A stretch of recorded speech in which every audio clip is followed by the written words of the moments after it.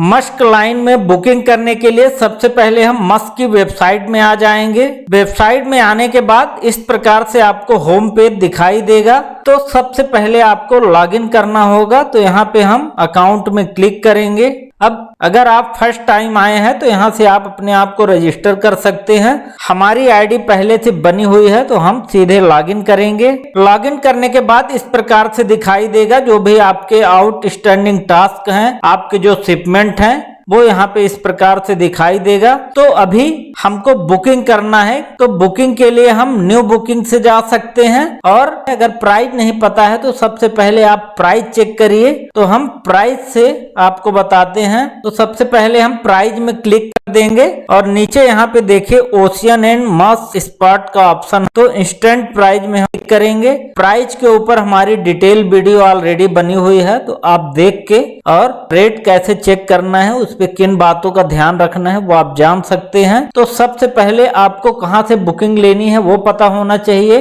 तो आप यहाँ पे डाल देंगे जो भी आपकी कंट्री होगी इस प्रकार से। उसके बाद आपको कहां तक के लिए बुक करना है वो आप दूसरी यहाँ पे पोर्ट ऑफ डिस्चार्ज यहाँ पे डालेंगे। तो लोडिंग पोर्ट और पोर्ट ऑफ डिस्चार्ज। अब यहाँ पे मस्क में एक स्पेशल फीचर है। अगर आप मस्क की ट्रैकिंग सर्विस भी यूज करना चाहते हैं तो आप यहाँ पे कैरियर हॉलेज का ऑप्शन दिखाई दे रहा है ESD, यहाँ पे क्लिक कर देंगे। और जिस जगह से सपोज अगर आप फ्रांस से बुक कर रहे हैं तो वहां पे जो लोडिंग का जगह होगा वो यहाँ पे आप डाल के सर्च करेंगे। इस प्रकार से देखिए ये हमने डाल दिया कि यहाँ से आर्थन से हमारा कार्गो लोड होगा अगर हमको इनका ट्रैकिंग सर्विस भी यूज करना है। बट ये जो शिपमेंट है वाया ली हार्वे ही यहाँ पे सिंगापुर आएगा। तो इस प्रकार से आप दोनों यूज कर सकते हैं। अगर आप ट्रैकिंग खुद अरेंज करा रहे हैं तो CY सेलेक्ट कर लीजिए। अगर आप इनसे ट्रैकिंग भी कराना चाहते हैं तो आप ESD सेलेक्ट कर सकते हैं। फ्यूल POD दोनों में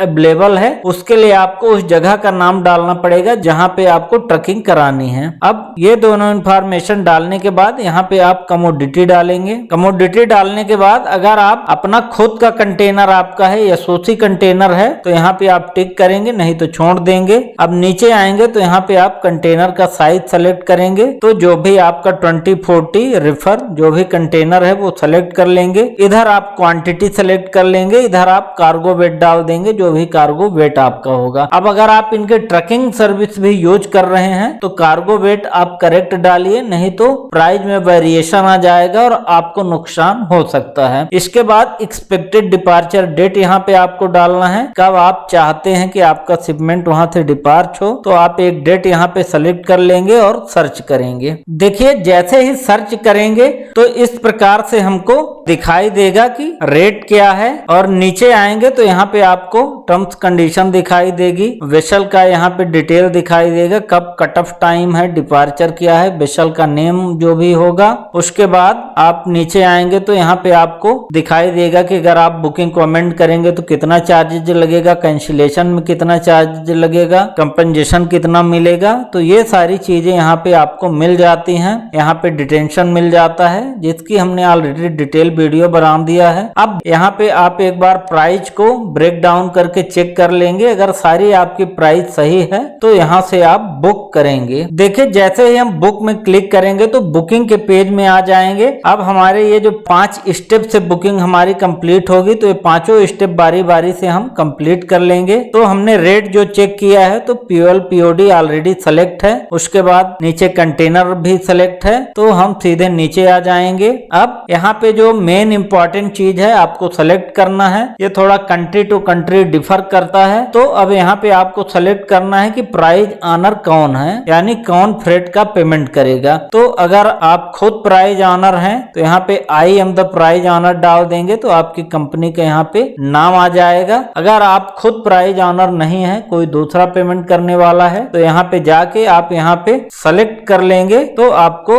उनका यहाँ पे डिटेल मिल जाएगा और आप उसको सेलेक्ट कर लेंगे। अभी हम खुद हैं। उसके बाद ये डिटेल सेलेक्ट करने के बाद हम कंटिन्यू में क्लिक करेंगे तो हमारा फर्स्ट पार्ट यहाँ पे कंप्लीट हो गया है। अब सेकंड पार्ट में हमको सेलिंग शेड्यूल दिखाई देगी। तो यहाँ पे देखिए दिखाई दे रहा है कि 24 को डिपार्चर है, 26 मई को अराइवल है। जो हमारा गेट इन का डेडलाइन है कहाँ पे, पोर्ट ऑफ लोडिंग में, और 26 अप्रैल है। ट्रांजिट टाइम यहाँ पे और वेसल का नेम यहाँ पे दिखाई दे रहा है। यहाँ पे आप क्लिक करेंगे तो पूरा आपको शेड्यूल दिखाई दे देगा कि वेसल डायरेक्ट है या कहीं से किसी पोर्ट से आ रही है या ट्रांसशिपमेंट होगा। तो ये सारी चीजें यहाँ पे मिल जाएगी। उसके बाद यहाँ पे आपका प्राइस जो हमने देखा था वो यहाँ पे दिखाई देगा। अगर आपको और शेड्यूल देखना है तो लोड मोर में जाके और भी आप शेड्यूल यहाँ से देख सकते हैं। उसके बाद अगर आपको शेड्यूल रेट सब कुछ सही है तो बुक में क्लिक कर देंगे।